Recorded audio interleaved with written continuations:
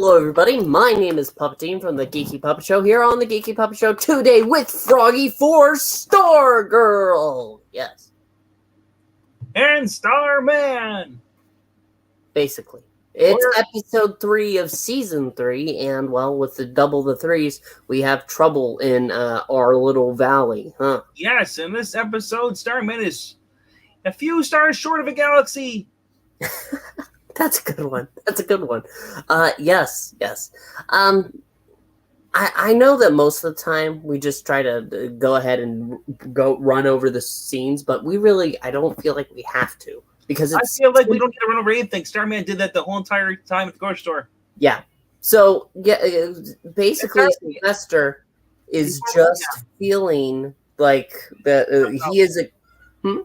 He feels left out because the fact that he's only been Starman, he has no thing. Corny says to find life, balance his life. He goes to play, this woman up here, walk through Blue Valley, which is pretty much a really boring town because they're idiots as far as, and we'll prove that later on. But he goes to get coffee.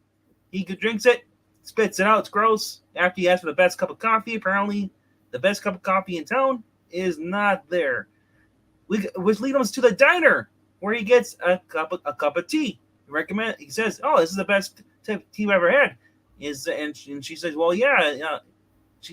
So it says, basically goes back to the whole shade, perfecting the woman to get the perfect tea.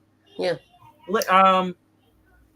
Yeah. So then later on, it's revealed. Actually, we get a scene with him and Yolanda here, and that's the thing. He goes because Yolanda wants to know. Yeah, he sugarcoats. Basically says that she has to know what would Wildcat think? He says, "Well, Wildcat was a piece of work, but he would appreciate you as a legacy character." She's looking for confirmation. Yep. But I gotta say, she is a piece of work just like him. And he says that he even says it. You see through all the bullshit, and so Ted could see that too. Yeah. It's just yeah. So basically, that's a little Yolanda bonding with Starman. We're cut back to basically with there are some problems going on at the school. Oh, actually, no. We see at the school they have a little meeting as far as what's going on with the gambler and stuff. And then Okay. All right. Well, basically, it comes down to Sylvester getting to the point where he can't find a job. No, not one that would actually go towards him. Starman is everything he's ever been. Yep. He even tries to get a pep talk from oh no, his name is leaving my mind. Pat, and the grease monkey he has working in his garage. Yeah, to go ahead and pep him up, saying you can be pretty much anything. You just gotta find that. You got to find what you want. And he kind of has main character syndrome and just brushes it aside because he's Starman. That's all he's ever needed before. And he also says that he's always been great at Starman because he didn't feel like a puppet being shown off. His parents were horrible. They didn't care about him and his sister. They just would just parade him around. Just like my father. Okay. But that's a different kind of parade. But still. Oh. Yes.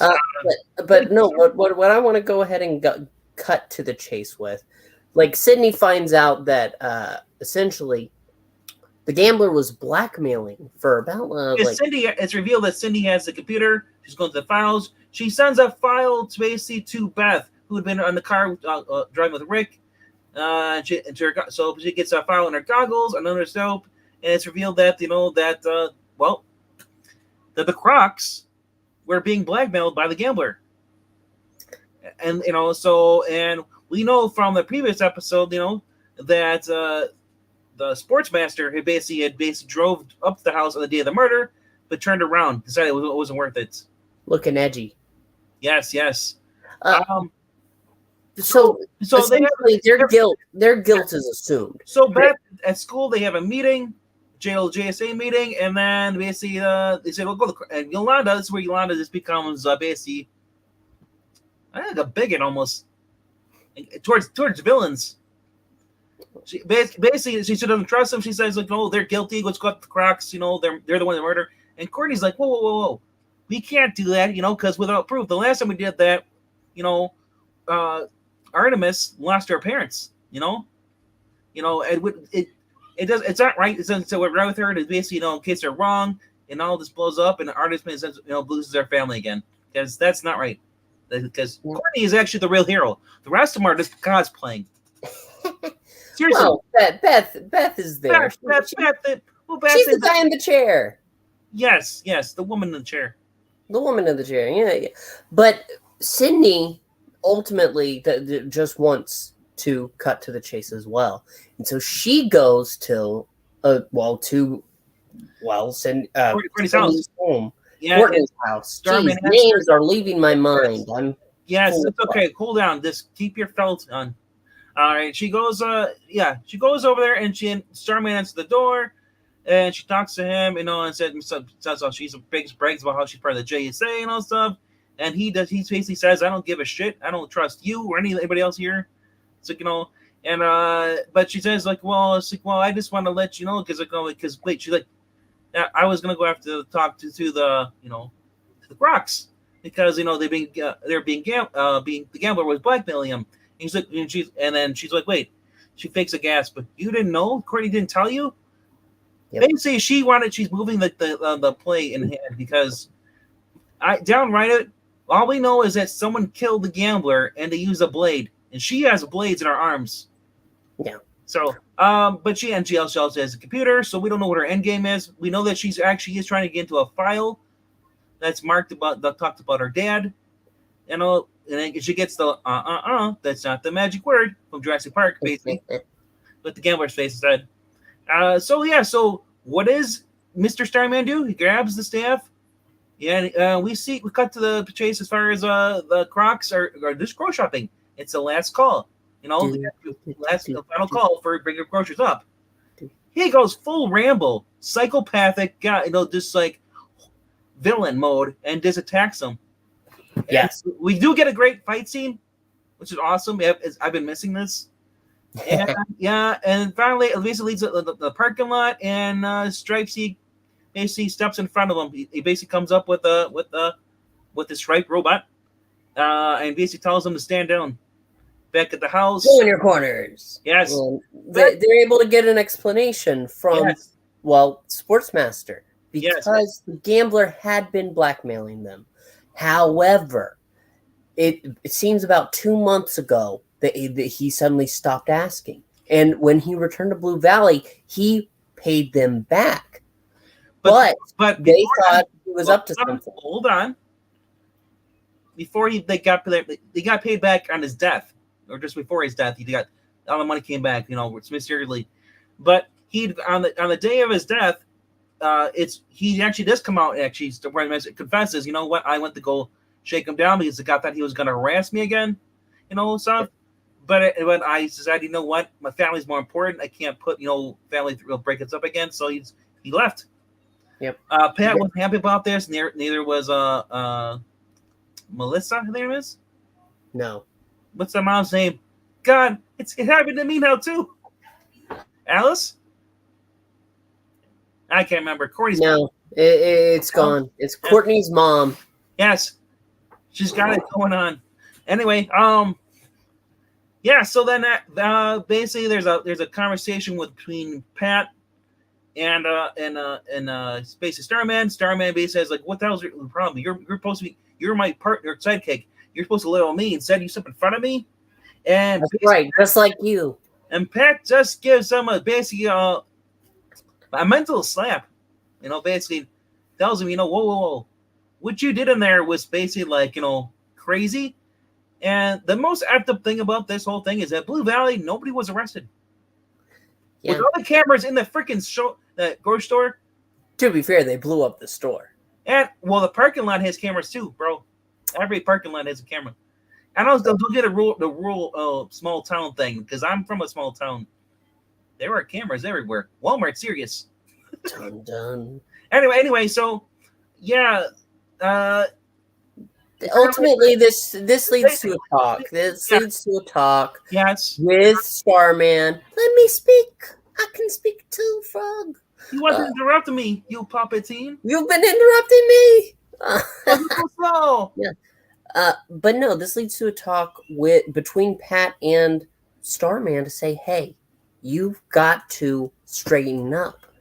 Just attacking like that's not how we handle things. And you have to be an example, not to just people of the world. You have to be an example to Courtney, Stargirl, and the rest of the team, the rest of the JSA, because they are looking to him as he was the original shining figure of the Justice Society." And it kind of does wake him up a little bit. But not only that, though, you're leaving out the huge part, though. That's part of the speech. Is that Courtney, when she Courtney originally thought her dad, that basically when she got the staff, she thought that you were her dad. Basically says to him, and He knows that now. yes, because the day the JSA died, Courtney's dad never showed up. He never came back home for Christmas. Yeah. And she basically thinks that day she puts you on a pedestal. Yeah. So she looks up to you. Not so much, and so he didn't really give. I don't think he ever mentioned anything about the JSA. He just said that Courtney basically needs you as a mentor. She, and so she's basically she needs you to basically set example for her. Needs you to run around in a van with Shazam. So basically, he accepts this. There is another thing that's going on, a little side story, which is better than the Flash's side stories. I gave you that much. Courtney's mom is being harassed by her boss or manager at work. Her and Tigress, anyways. Tigress, the Croc, Croc the mom. Yes. Basically, those who have been kind of bonding for the past 2 episodes, and basically it's the artist's mom notices that Courtney's mom is basically having a problem with this guy, this dweeb. Yep. Goes and pays a visit to him later on at night. She just kind of tries to light off and he jumps around on the ceiling like a freaking exorcist kid. But this does lead to our major cliffhanger. Our cliffhanger for the evening is essentially, after this, Starman feels that there has to be something at the trailer that they missed. There is no Justice League tie-in whatsoever in this show. Yeah, Robert Roberts. No, there's no Justice League. It's just JSA, that's about it. There's no Green Arrow, none of the stuff. There's just JSA. But as I was saying, yes, he decides I need to go take a look. But as it's after school and Courtney is just walking around with him too. Yep, wants it there. Yeah, we see on camera. Yep. In a sewer pipe, there's a guy watching on a camera. Yes, but he goes down there. Master Splinter. I was gonna sing more toward like Killer Croc, but anyway, going. He goes. Killer Croc know how to use a camera. Pat goes out there, and not Pat. No, Starman goes there. He leaves the staff at home because because that whole little speech that Pat gave him messed up made him think twice about bringing the staff with him when he should have took the staff with him, and now he's possibly dead because something picked him up, threw him in the air, and then he gets dropped down and blood is coming out of his mouth. Basically, almost like he got picked up by a gargoyle or something like a fly. Which makes you wonder, which villain is able to do that? So Maranya, if you've been watching the show, Courtney's dad is a nobody. Pat is her stepdad, and she thought that Starman was her father. Yes, but we it watched was our season 2 reviews. We already tell you that. Yeah.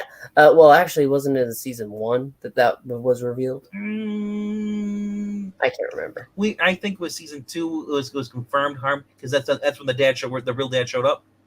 Oh, yes. Okay. Yes. But yes, so Starman is essentially her ideal father in her mind.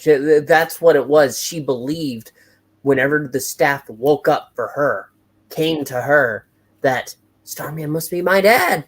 No, that is not true. That was not the fact. Yeah. Yes. We are confused as we are confusing. So it's a little bit of a give I'm and not take. confused. If you're confused, rewind and be more confused. Uh, anyway, with that in mind, that's pretty much it. It's a solid episode, and the mystery is still going. But I'm a little confused with the direction for Starman There's here. a big reveal at the end we haven't talked about though. Well, there's two things. There's one thing we know: is Starman dead? No, we don't know that yet. I don't know that, but he's got blood coming out of his mouth, blunt trauma force, the head. He'll probably be okay. Hopefully, it'd be kind of dumb to bring him alive and then just have him red herring. No. The other thing is that the person in the sewer pipes watching with all the cameras. Well, guess who else has? I could have sworn. Didn't what's her name have access to the cameras too as well? Didn't Cindy? No, I don't think Cindy doesn't have access to the secret files of the computer. Anyway, So maybe she did. She was able to tap into the cameras. So anyway, the guy watching the cameras growls and he looks just like her dad, who's supposed to be dead, the Dragon King. What a name! I mean, it's better than the Hobbit King. It's Viserys Targaryen. There we go. Anyway, yes. So with that, well, I don't even know if that's who it's supposed to be. We are guessing. And I mean, he's watching all the cameras. I mean, Cindy's trying to learn about her dad. Her dad's a freaking immortal, as far as last time I remember correctly. I'm not, Yeah, he's been around since World War II. So, and he's still that reptilian, youthful self. Did we actually see him die in the other? We did see him die, but you know what? He might. Well, he's reptilian, so maybe we can also throw back. This guy could also be a clone. Maybe he was brought back too, along with Starman. You know what was dropped off that I realized?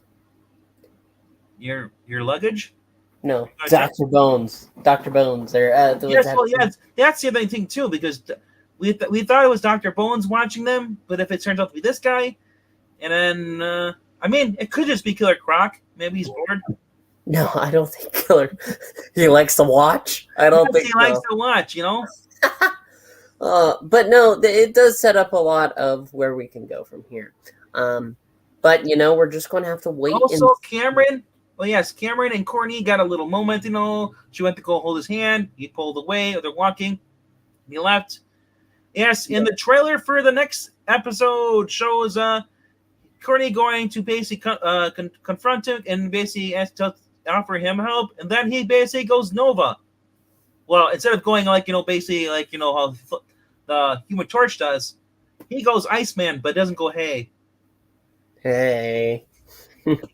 So he goes full Ice School Junior. Yeah, so we're going to see a turn from him soon. I don't know how to explain Pat Robert Roberts because Pat, at least it's implied, is not he has been aging because it was. So basically, the Pat, as they explained in the first season, the reason Pat is still this age is because the whole Fighting Seven, whatever they were displaced in time, which is in line with the comic books. It didn't happen, Froggy. It did. It didn't. Go rewatch season 1. There's never that explanation. There's no time displacement. Yes. I'm telling you, there's not. Yes. And also, it's only been 10 years since Starman died. Yeah. So it's just a little bit of a thing. So we're going to have to wait and see. Tyler Ripley, I don't think he's dead. No. I mean, they brought him in just to kill him off. No. I mean, that would be kind of sucky if he did that, But no, I think he'll be the one that survives, and he'll be able to say, "Oh yeah, something grabbed me, but I don't know what it was." I mean, it was his mother. Wow. That's the end of the joke. I don't have much more to say than that. I mean, think about it. It doesn't make sense. Something flying picked him up and threw him around. Yeah. So, was it flying, or did it just pick him up and toss him in such a way? Well, no, it kind of swooped down and picked him up. and you saw him fly up. I mean, it couldn't be the guy watching the cameras. No. So, who is it? We're going to have to wait and see. But let's go ahead and hear what you think. If you're watching this after, leave it in the comments below. Make sure to like and subscribe. Helps out the channel. We hope you enjoy these reviews. What if it's evil Green Lantern? Oh, it could be. Except there was no green light, so I don't think it is. Yes, but there's no sun. Obsidian. Yeah. Could the creature be something that attacks something to do with Mr. Bones? Could be. Maybe it's what's her name? Wade's brother. Yes, Obsidian. Can't he like create shadow puppets and stuff like that? Oh, I don't know. I don't stick with I don't stick with their thing. They had to title the night that JC was killed in the 1950s at least. So Pat should be 90 years old. So, like I said, I think there was some time displays, and actually he says that, I believe. He doesn't. You imagined it in a fever dream. No, I'll look it up. Go ahead. And I'll prove you wrong, you son of a puppet. Yes, I am. Unfortunately, his name is Frank. But that's all the time we have for today. We want to thank you for watching, and we will see you next time. Bye-bye. Eat hot death, Puppetine.